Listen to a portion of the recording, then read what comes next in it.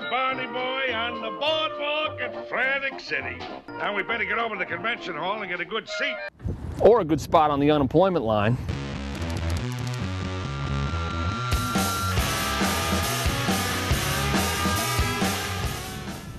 Atlantic City, a place the Flintstones called Frantic City. Frantic City. That's a pretty great name for what can be a really odd place.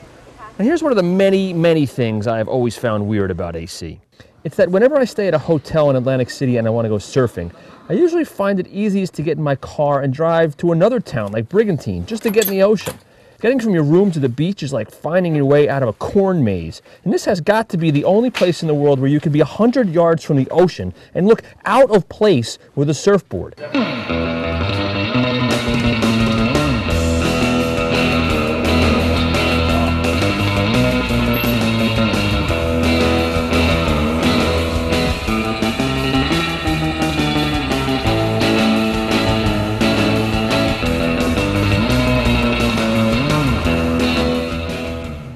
See, for those of us who don't like to gamble, it never really felt like Atlantic City had any need for us.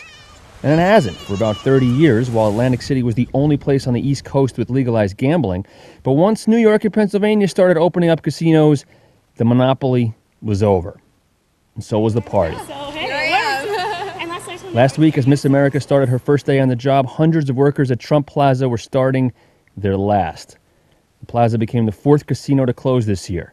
That's 9,000 jobs up in smoke. Ruth Ann Joyce worked as a bartender for 26 years at Trump Plaza. Both she and her husband, also a casino worker, were among hundreds coming to apply for benefits at Boardwalk Hall the day after the casino closed. Fortunately for my husband and I, our children are grown, thank goodness.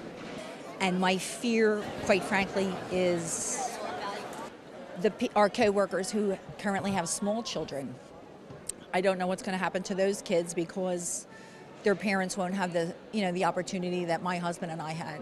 Had there been more enlightened political leadership in this state for the last 30 years, Atlantic City would have adjusted and been more innovative. We had this myopic view that all we needed were casinos. We don't need any other amenities, and you see that in the early construction where, there's no windows onto the Atlantic Ocean like there are here in this hall that was built in 1929.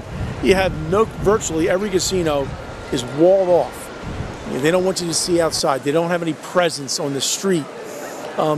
That's because it was all just about the casino floor, because it was easy. They had a monopoly, and as long as they could cheaply produce their revenue, they cheaply produce their revenue. They'll change the form of Atlantic City, and something else will happen. It does have one very big advantage. It's sitting on the ocean, and anytime you have something on an ocean, a river, or a lake, it's really hard to blow it. In a weird way, it's already started happening. Up on the north end of the boardwalk, there's this stretch of gorgeous, beautiful beach.